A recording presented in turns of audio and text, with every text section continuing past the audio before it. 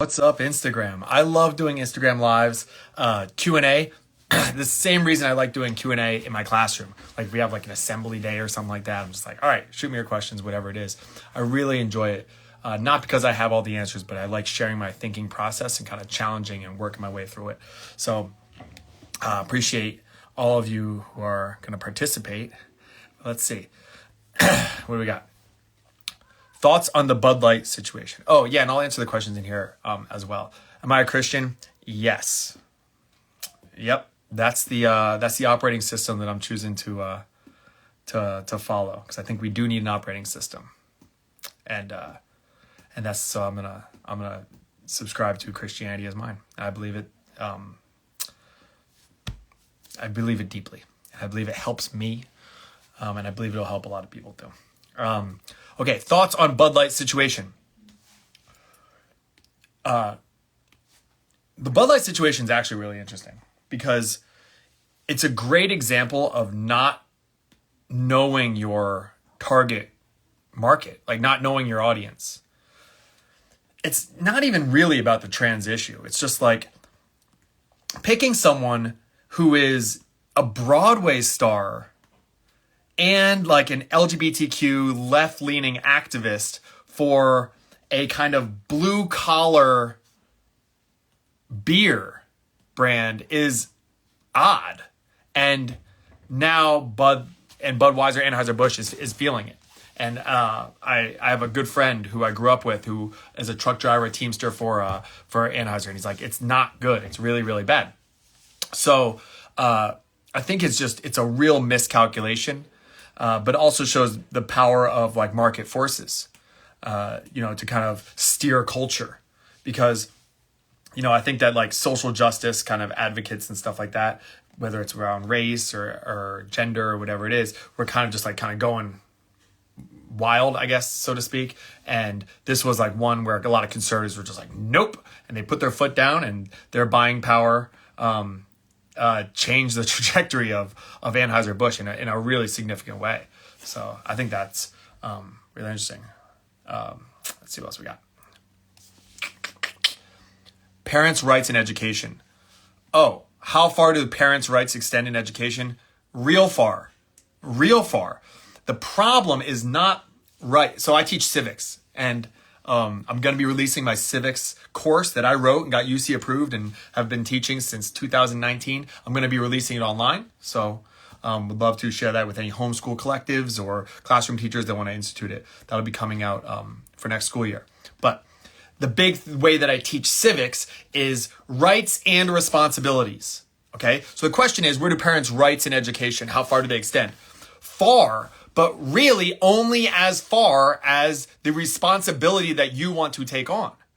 So the reason why parents have been removed so much within the education system is because they have chosen to remove themselves.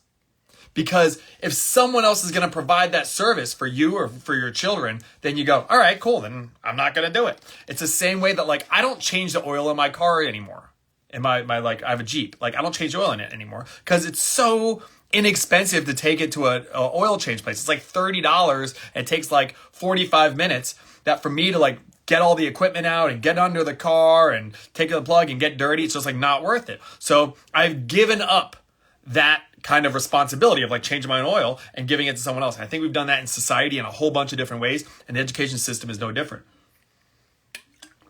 So you want to take back your rights in education, parents, get involved. Start teaching your kids stuff. Start getting active in the classroom. Like, I mean, some of it got really ugly, but I do like the way that parents started to show up at school board meetings and stuff like that, because school board meetings typically are quite dull and lonely.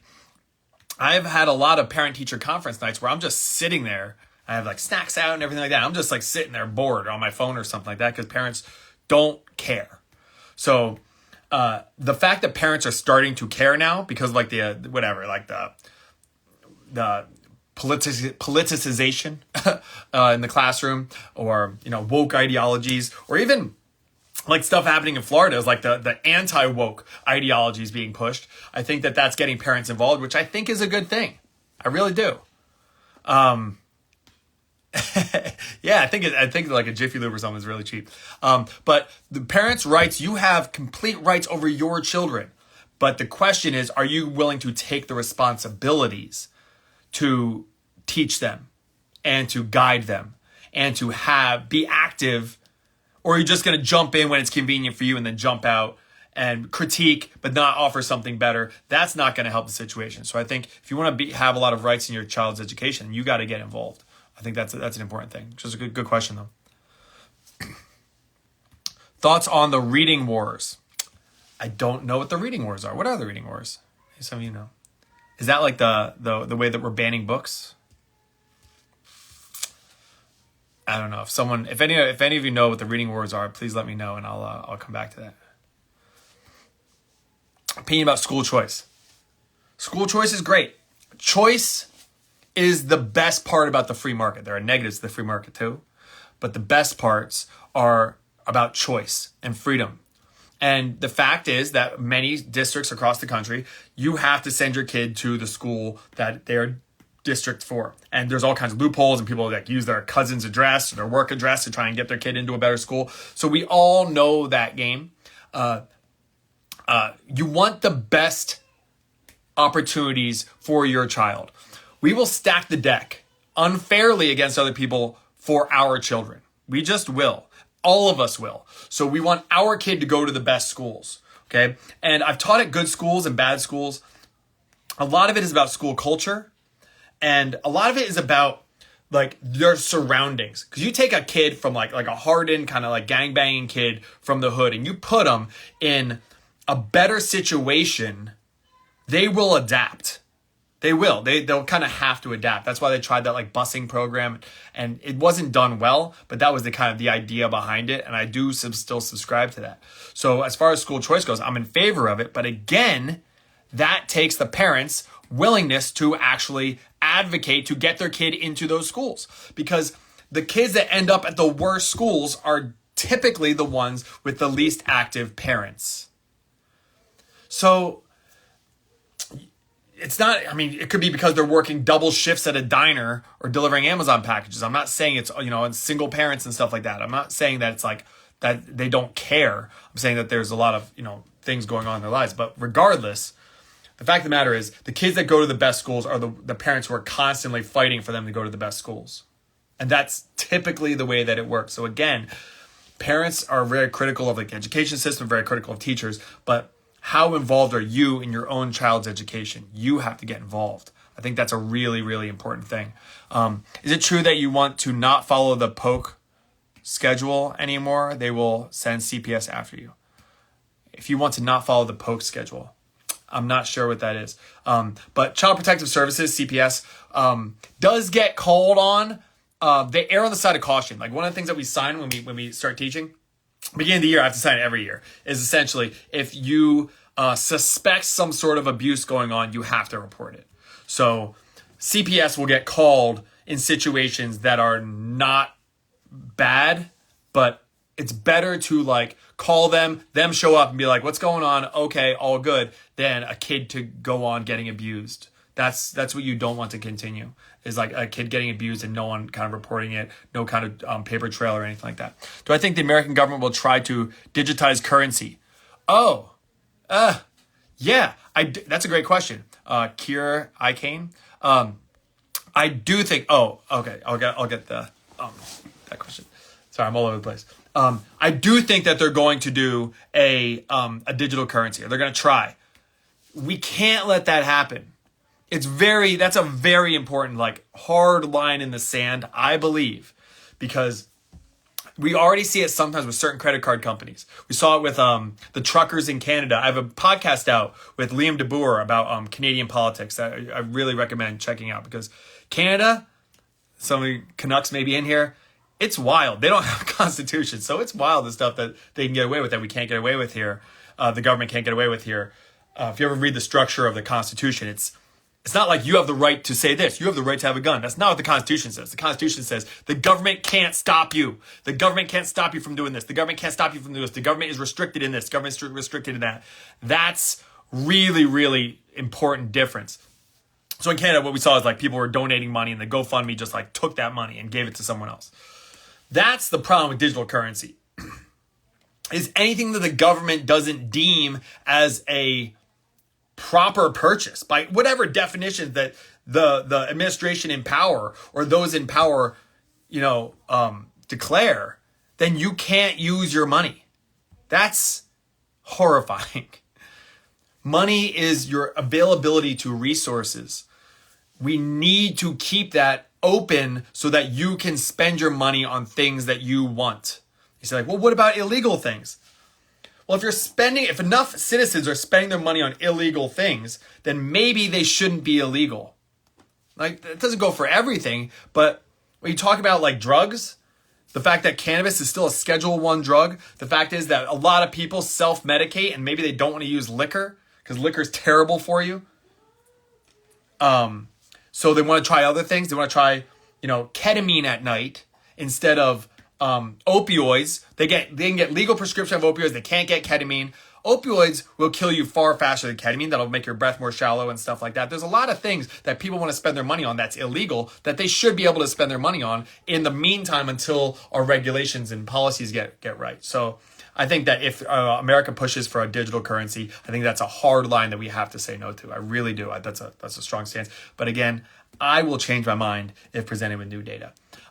Earlier, someone asked about the poke. I wasn't sure what that was. The poke schedule is like the COVID vaccine. If you don't get a COVID vaccine, what they call CPS, I don't think so. But again, you can call CPS for anything. So if some teacher says like, oh, Johnny's got really crazy alt-right parents and they don't believe in this and they're blah, blah, blah, blah. Yeah, they can call. Like, it's almost like a lawsuit. Like, you can sue anybody for anything. You can call Child Protective Services if you just suspect some sort of thing. Like, they're not giving Johnny the COVID vaccine and they're telling him to, rush the Capitol or something like that, and that's abusive. They can call that.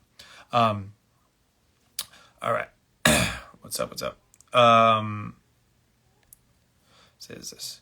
Do I work in a public school? Not anymore. No, I did. I started my career in a public school. I taught two different public schools, charter schools. The problem is I can't do what I do. That's the problem. And the teachers tell me this all the time, that I am able to speak out on these issues. Really, I don't even speak out. I just ask a lot of questions, but I couldn't do that. So I went to a private school, a very specific private school that is all about open discourse and leaving no stone unturned when it comes to dialogue and things like that. And that very much aligns with what I do. So I feel very fortunate. I don't think I'd be allowed in the classroom anymore if I was still in public, which is a shame because I loved public school teaching. I would absolutely go back. It's not like I got out because I couldn't handle it or I didn't love it. I absolutely did. I was worried about my career, being able to do I teach the way that I want to teach. And a lot of public schools are very regimented. It's like, you have to teach this way. You have to do things this way. And that's just not, I want to I'm like a jazz player to some degree. I'm not just playing sheet music. I want to go off. If a kid says like, hey, can we learn about this today? I'm really curious about it. I want to be able to be like, yeah, let's learn about that. And not say like, sorry, we have standardized tests in 2 weeks and we got to do test prep. I was just so sick and tired of test prep day in and day out. It was driving me nuts. And the schools were basically like, look, you have to do this test. It was like No Child Left Behind time. You have to do just test prep. And the kids just hated it. And I hated it. And I was like, I can't do this anymore. I'm not teaching them, anything. Luckily, I keep in touch with a lot of those kids. And they kind of recognized, as much as they were kind of upset that I left, they kind of recognize it now. Thank you so much. We need more teachers like you. I don't think what I'm doing should be that unusual, but unfortunately I think it is. But that's why I want to try and connect with more teachers and scale kind of what I'm doing. And kind of like, whatever it is, like apprenticeship, mentorship, especially for young teachers going out there. I think we need more teachers who are willing to kind of adopt this Socratic method and ask questions and be bold enough to be able to ask sincere questions that you have questions about. But it's a scary world, out there when you kind of challenge things, especially on politics and things along those lines. Let's see what we got. Advise us parents with few words teens, in quotes, few words teens. That's probably like like how was school today? Good, right? How to be classroom aware and involved in our kids' education. Oh yeah, that's a tough one. Because yeah, I remember what it's like to be a teenager. I think that's why I'm good at my job. So it's like, how was school today? Fine. What'd you learn? Stuff.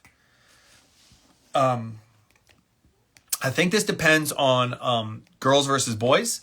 I think that if you have a boy teenager, I think that getting them involved in something, boys tend to work, men tend to work better shoulder to shoulder on a common goal.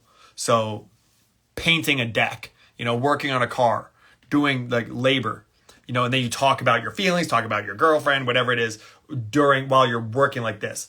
Women tend to work more like this. Okay, maybe this evolutionary, like, hey, we're going to go hunt caribou or something like that. So we have this like agenda, this goal that we're working together as a team to try and achieve. And women will be, taking care of the babies and husking corn and stuff like that, kind of like in a circle. So I think for girls, it's more like sit down, ask about feelings and stuff like that. Guys, I would say, have like something that you want to work on with them. But I think instead of like how was school, ask like specifics. Something that we do, and my kids are young. My kids are 8, 6, and 1. But every night when we have dinner, it's a high and a low. So you can't just say like good or bad. It's like you have to give me a specific positive from the day and a specific negative from the day.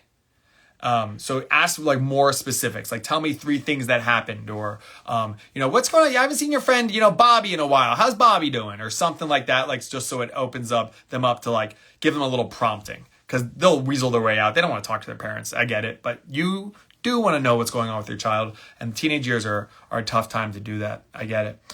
If there was a Thanos snap, how would you change the school curriculum? A way to help kids who have different learning styles. Oh, I love that, Andrew. Like neurodiverse students. I love that. It's something I talk about quite a bit. There has to be a less like structured pathway for how you learn. That's a big one. That's kind of broad, but there's what's the saying? Like there's more than one way to skin a cat. Like, there has to be a whole bunch of ways. So you set it up with, there's a goal here that I want you to get. And then here are 5 different ways that you can get to that goal. So like, for example, like when I give an assessment, I don't just give a test, but I give like options. You can do a test, you can do a speech, you can do a PowerPoint, you can do a vlog. Okay. And I give them a whole bunch of different ways. And I sometimes mix it up. So they can't always choose, because then they'll always choose what's easy for them. And they don't get to work on their weak points. But if a lot of times I give them a lot of different choices so that they can express themselves in the ways that they best express themselves. So that's a very important thing. Being articulate is a very important thing. Being a good communicator is a very important thing, especially for teenagers. So you have this idea. It could be a report on anything, media bias, or it could be on comparing the Constitution to the way government is run today, or it could be, the evil atrocities of World War II. It doesn't really matter. Okay, these are all things that I do, and I like giving them options. Giving kids options is really important, and I think we as adults know that. We know the way that we like to communicate. We know the way that we like to learn. Some of us like learning on YouTube. Some of us like reading books. So let them kind of find their pathway. And I think there's too much, like that Einstein quote, like everyone's a genius, but if you judge a goldfish by climbing a tree or something along those lines, I think that there's something to that. So that would be a big thing. But my Thanos snap would be, it to be the open dialogue. It would be go back to liberal principles of I don't like the closed-mindedness in education. That's my thing. Is I don't like how so many teachers are unwilling to engage with challenging ideas. It's antithetical to what we're supposed to be doing. Like, we don't have all the answers. I've been a classroom teacher finishing up my 17th year. I've been in this game for a while. I don't know. Been teaching U.S. history for like 17 years, government for 17. I don't know. I could be wrong on a bunch of things. And I think that we need more teachers to be humble in like what they know, what they don't, because then it bleeds out into the world. And we see it in like politics and stuff. Like teachers are so sure. I'm a government teacher. I know what I'm talking about. It's like, do you? Like, there's a lot of things that you could be learning about. There's a lot of stuff that doesn't get a lot of news play or isn't covered in your textbooks. So I think open-mindedness would be my Thanos stamp. Okay. Do I think religious imagery should be allowed in schools outside of the context of history? Okay. So I think we have to be very careful. I do believe in the separation of church and state. Okay. Even as like a kind of newly, fairly religious person myself, that is a separation I think is very important for a bunch of reasons. One is you got to let people discover their truths, like what is true on their own. And I think that there's a lot of like truth within, religious texts and whatever one aligns with you, but you have to let them kind of figure that out. And when you steer them towards a certain religious ideology, especially in public school, I think it's a problem. I think that religious imagery should be something that is done outside of a public school. And I don't think it's needed for public school. I think when you're talking about morals and things like that, I think you can lean into the secular arguments in morals. That's why I love John Haidt.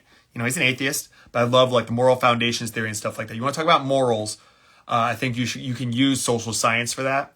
And then my advice for at home for individuals would be then use the secular and then try and link that to some sort of metaphysical, I guess. So it's like the physical and the metaphysical. And I think that deep truths have both the physical and the metaphysical together. I think we know that to be true.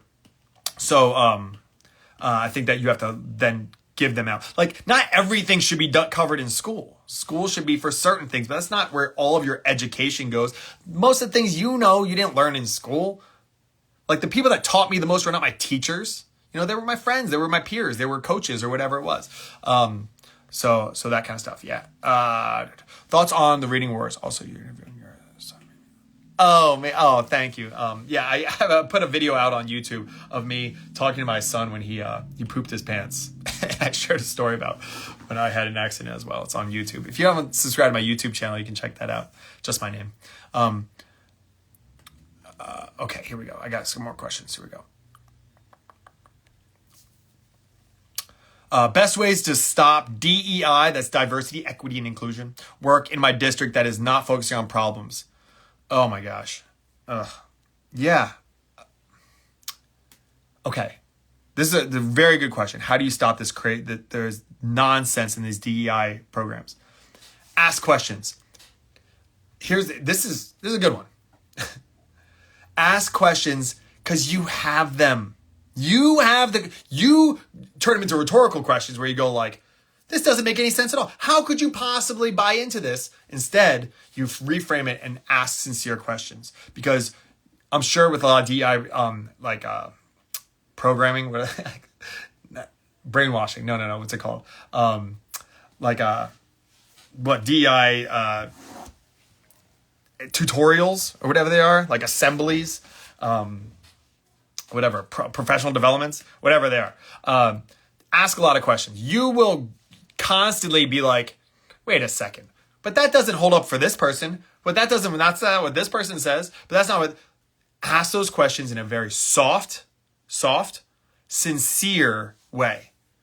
Lean into your curiosity when it comes to DEI stuff. Lean into your curiosity and just say like, I am lost. I am curious. This doesn't seem to make sense. This doesn't seem to align. This seems like there's too many holes in it. It seems like it doesn't work over here, but it only works over here.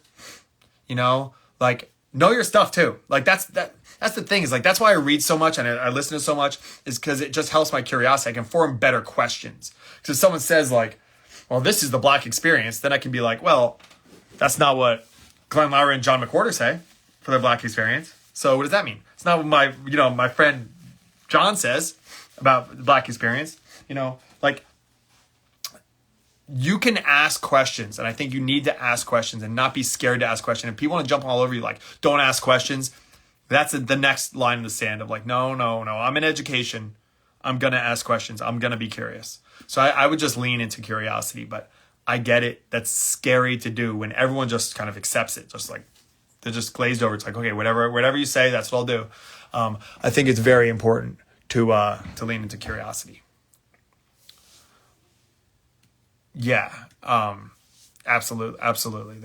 They don't work out. How do teachers prevent teaching the lowest common denominator? What you tend to do, it's a good question. What you tend to do is you aim for the middle. You're going to lose some at the bottom. You're going to lose some at the top. It's unfortunate, but that's just kind of the reality. You're going to lose some on both sides. So what you try to do is you try to do lessons that can hit it all. Here's just like an example. Like a good kid's like Pixar movie or something like that has jokes like Shrek or something like that. They have jokes for the adults and then they have jokes for the kids, right? So they're laughing at the movie, but at different parts or for the same part for different reasons. I used to watch The Simpsons, and I had a roommate in college that like wasn't an intellectual, let's just say, okay? And he would laugh when like Homer would fall down, and then I would laugh at like a joke about like a Supreme Court justice or something like that. Or maybe I would just laugh at like, a silly facial expression, and then some smarter person would laugh at the idea of like a Supreme Court justice joke or something along those lines. So what you want to do is you want to try and hit like lessons that can hit top, middle, and bottom. So I do a lot, like in my classroom, almost everything I do is connecting it directly to their lives.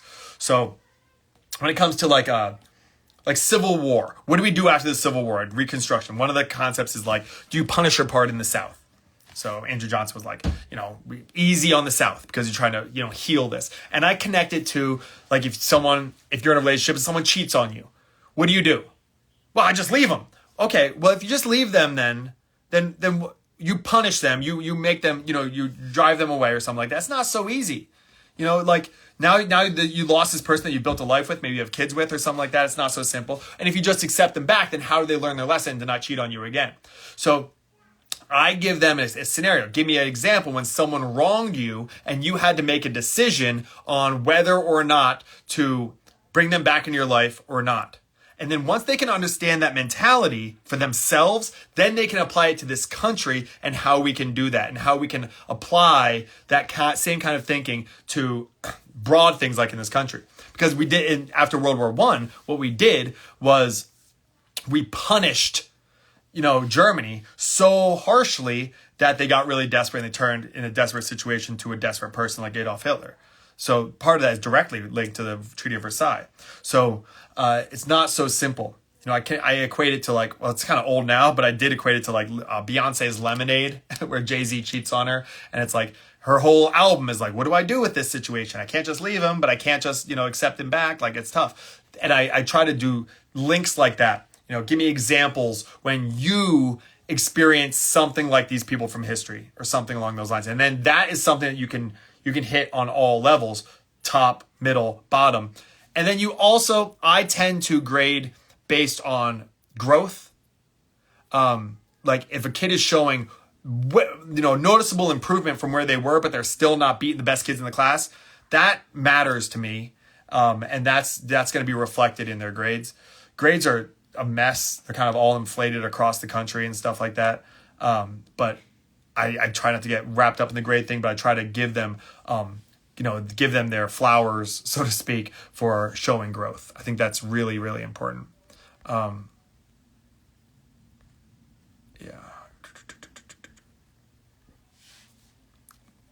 Why did Biden win? He didn't. It's a fake election. No. Here's what I think. Here's what I think about the Biden election. COVID, people were lost. And it was a chaotic time because chaos kind of by definition is like there's not a lot of order. What's going on? And in those moments, Trump, even though the 3 years that he was president, I think there was a lot of division going on, but I think a lot of that was the media. And again, sorry, I have to defend Trump a lot, even though I did not vote for him personally. Okay. Things were, as far as like the economy goes, as far as like war goes and things like that, things were actually pretty good for those 3 years. But Trump is such a wild card that when COVID happened, it's like, I don't know, I need a grown up in charge. And people thought that Biden, like kind of as a descendant of, Obama and also like an entrenched, like real, part of like this established political party. So people thought that he was a grown up. So I think that's part of it.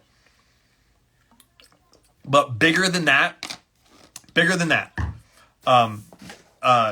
if it wasn't for COVID, Trump would have won again. I believe that. So what I was just saying, but bigger than that, the massive amount of mail-in voting made a difference. And we saw that. What's up, George? So I have a video somewhere and I'll talk about it in my curriculum. So again, sign up for my newsletter so you get the curriculum.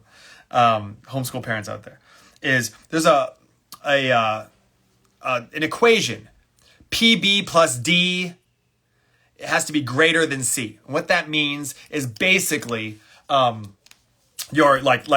will the election have an impact on you personally? That's the personal benefit.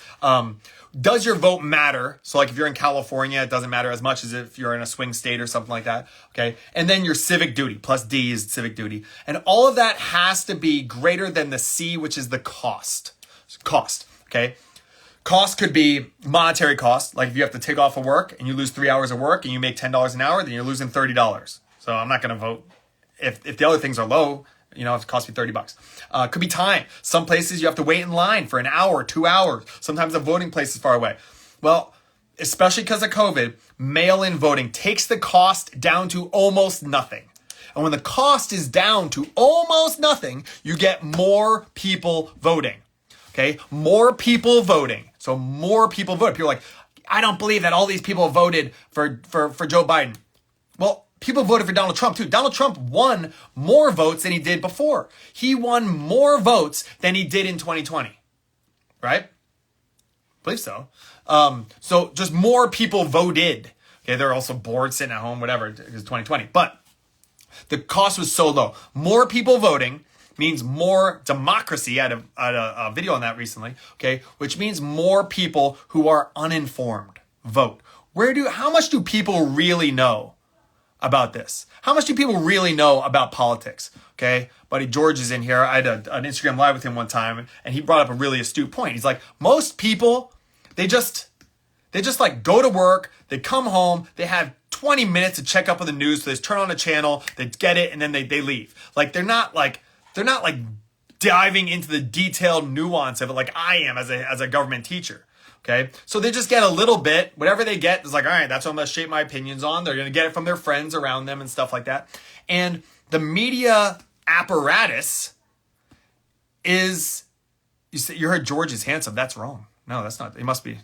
Just kidding. The media apparatus was very anti-Trump. It was. So that's going to be something that makes a difference. So I do believe that more people voted, therefore more uninformed and misinformed people voted, and that is why Biden won. Not to say that people were really informed that Trump would have won. That's not what I'm saying. I'm really not. But I just think that that's essentially what happened. More people voted. It was a more like democratic election because they lowered the boundaries. So more people voted, and that's why Biden won. I think that it works. People do believe that Trump is an existential threat. Smart people, dumb people, a lot of people believe that. I think it's possible because he's a wild card, but you also have to look at his track record. And when he was in power, were things, no as bad as you would have expected them to be. When Trump won in 2016, I was like, oh, we're screwed.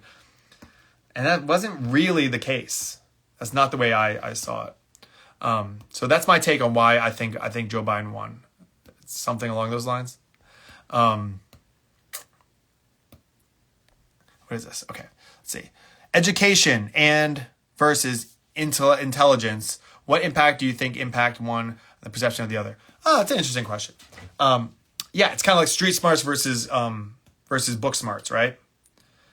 I think that the world is moving in a direction where education is less important than, I wouldn't even say intelligence, really. I don't think it's intelligence. I think it's just your ability to get what you want. Like, what about this for a definition of being smart? You're like, oh, she's smart, he's smart, blah, blah, blah. I think it's if you're able to build the life that you want, right? If you're able to build the life you want, then that's smart. Because if you just know things, you know facts. Well, my phone knows more facts than you. And you can do really well on tests, but you're stuck in your parents' basement playing World of Warcraft. Then what good is that for anything? So, I mean, you could quantify it somehow of like, you know, you have a good memory or you can figure out puzzles. But the puzzle, if you're good at puzzles, let's say, the puzzle should be your life. The puzzle should be, how do you build an awesome life? My wife, I adore my wife. She's awesome. She's terrible at board games. Oh, thank you, Zelda. My wife is adorable, but she's terrible at like trivia. Watch like Jeopardy with her. She is horrifyingly bad. She's terrible. Okay? She's bad at games, but she's great at business because she sees that as the game. She's good at the game of life. She's able to build the life that she wants. So in that way, it's like, well, how do you quantify that? Like people say that she's dumb. I joke around with her like, oh, you're so dumb. Okay. Because she doesn't know things. She doesn't know who, whatever, like the vice president is or something like that. She might not know. She doesn't know what state capitals, but she knows enough to build a life for herself, you know? So we got to somehow help young people to realize like all of this should be getting you towards how do you build a good life for yourself, a meaningful, purpose-filled life for yourself. And if the young people, if a 16-year-old doesn't connect learning algebra or geometry with how they build a good life for themselves, it's going to be really hard to learn algebra or geometry because we don't learn things that we don't see as connecting with us directly. You know? What's up, Stephanie? You're a boss. That's something I would say about the intelligence versus education. We all know kids who are really good in school and really bad at life, right? Or really bad at school and really great at life. Like, not just great like they made a lot of money, which those people exist, but also like they built a life for themselves. They have a good partner. They're raising kids and they're a good parent. They, you know, are contributing members of society. Like that doesn't get measured much in school. So I think that's a problem. You know, we need to blend those worlds more. And I think that your education level, you might have a master's degree. At the end of the day, this is what I tell my students is like, you go for a job interview, essentially what you want to say is, I can make you money. I can make you money. Your profits will go up if you hire me. And you don't maybe say it that directly, but that's essentially the message you want to do. Because saying, well, I went to Harvard or I have a double master's degree in, you know, neurochemistry or something like that. It's like, cool. Can you make me money? You know what I mean? It's like a lot of kids come out of colleges, even good colleges, and I know these kids, and they don't have skills. They haven't worked, and we learn a lot on the job. So I think that's an issue too.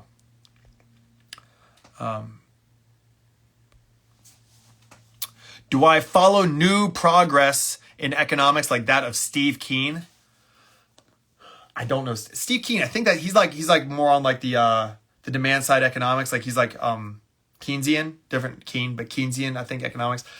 Look, I don't know this well, but I love economics. I've taught economics. I like basic economics. I think if you know the basics of economics, you can understand complex economics. It's just more variables. But economics is how we solve problems. Economics and engineering. That's how we solve our problems.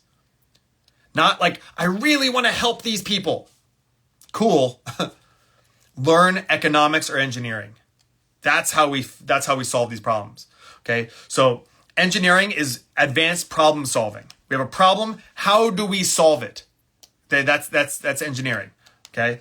Boyan Slat, you know, is cleaning up the oceans, the ocean cleanup, getting plastic out of the ocean through engineering. Elon Musk, you know, renewable energy, stuff like that. But economics, all economics is, in a very basic way to understand economics is how do you meet wants and needs with available resources? That's it. What do you want? What do you need? It could be you individually, you hanging out my Instagram live, or it could be a society. It could be your town. It could be your family. It could be the world. What do we want? What do we need? Which are going to be unlimited. You're going to want and need things forever. right? It's not like you go to Costco and you fill up a whole truck full of toilet paper and you're like, I'm good on toilet paper forever. Like, no, like go to Taco Bell. You're going to need more toilet paper. So you're always going to want things. You're always going to need things. Okay. But the things that satisfy that, the toilet paper, the resources are finite. We have finite resources here. Everything's, things are finite. I mean, even the sun will burn out at some point, but fossil fuels, human labor, land, these things are finite. So the question is, how do you meet the wants and needs of an individual or a population with the available resources? So what you have to do is you have to work with efficiencies. You want to be as efficient as possible. And that's what economics should be trying to work out, is how to be as efficient as possible so we can have a positive sum game, not a zero sum game. Not like there's a lake here. I'm going to take the lake, which means no one else can have the lake. What we want to do is we want to build some sort of aqueduct system, okay? Or desalination process or something to be the most efficient we can with water. And then we can distribute those resources to meet as many wants and needs as possible. That's what we need to do. So that's why I love economics. I'm not good at it, but I know the basics of it. So you smart people, I always tell my students, like, you smart people, there you go. That's the first baton. That's the basics of it. Now go off and go solve problems. Engineering and economics solve problems. Stephanie, you're the best. Do you send your kids to public school? Why or why not? I did last year, and then we pulled them out of public school. They're at a Christian school in Los Angeles now for a couple of reasons. A big one, COVID was an issue. So as of May of last year, we're talking about May 2022, my kids were at an LAUSD in Los Angeles public school. My older kid, because he was the only one. My other kid was in preschool still. But my oldest, Bo, he was in first grade. Recess, masked. This is in May of 2022. Masked and social distanced recess in May. And I was like, this is not good. He's a boy. He's a puppy. And he has energy. He's all ADHD'd out probably. So he's all over the place. And that wasn't good for him. I didn't like it. Also, the amount of homework that they gave was a lot. So we tried this school.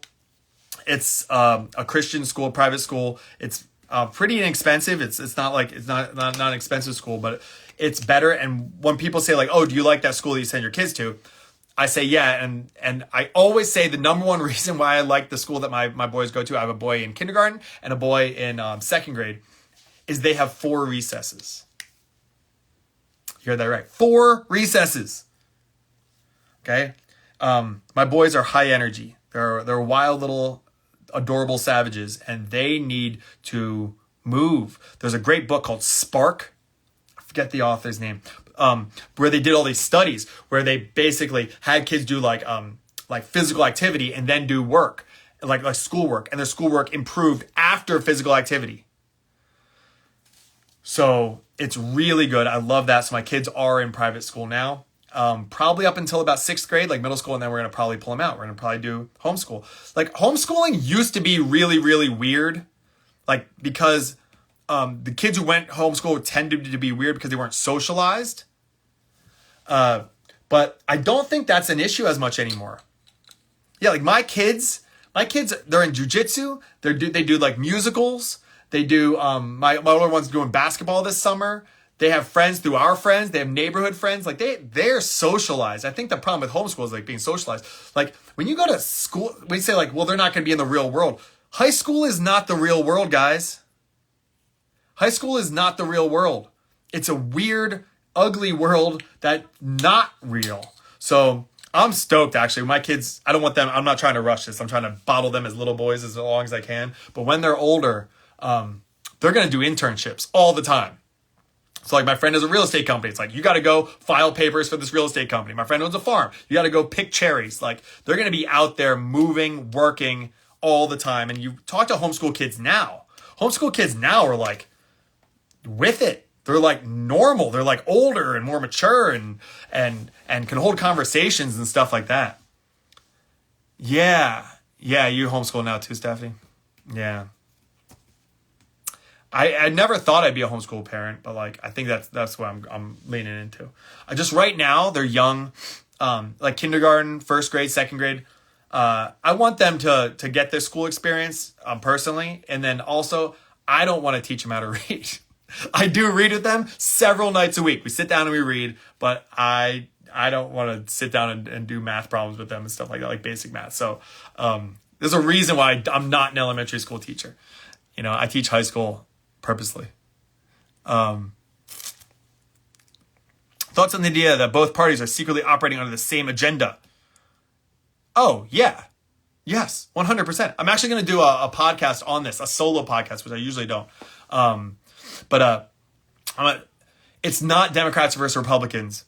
It's the establishment versus the rest. I deeply believe that. I really do. And you can see this on the commentators when, you know, a Russell Brand is aligning with Glenn Beck. Then what's going on here? It's not that Nancy Pelosi and Chuck Schumer are not on the same agenda wheel as Mitch McConnell. They absolutely are. It's their donor base will be taken care of. And that's kind of the end of the sentence. Their donor base will be taken care of. Okay. And that's where I think they have in common, both political parties, the political party establishment.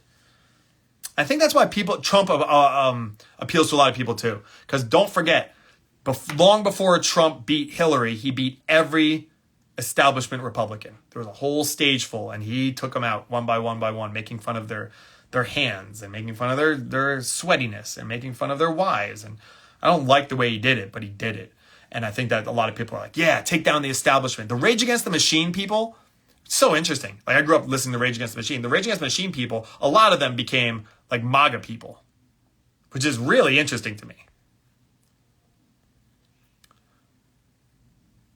I think is that all of them?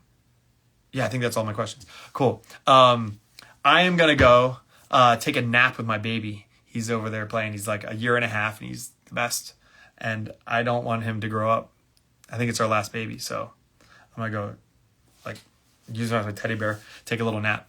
But I appreciate you guys. Thank you so much.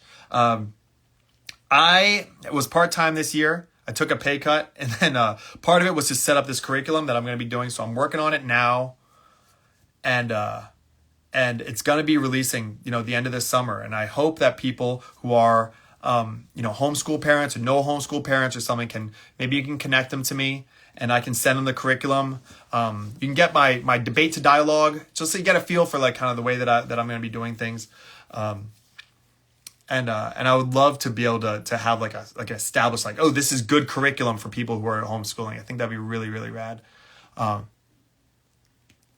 yeah, no, I'm home right now because I'm part-time. Yep. So, and also I teach seniors, and it's the end of the, what's up, John? It's the end of the, year. My seniors go on a big senior trip. And so now I just have juniors, and it's like 3 days a week. So that's it. So, my curriculum is going to be high school. It's going to be high school 9th-ish, but it's mostly going to be like 10th, 11th, and 12th. But thank you guys so much. You're the best. All the comments and support that I get on this account just helps me to grow it so I can market to get out to more people to try and do something good in education. I don't know what else to do. I don't know how else to make an impact in education. So this is the way I'm going to do it. But thank you guys so much. Really appreciate you.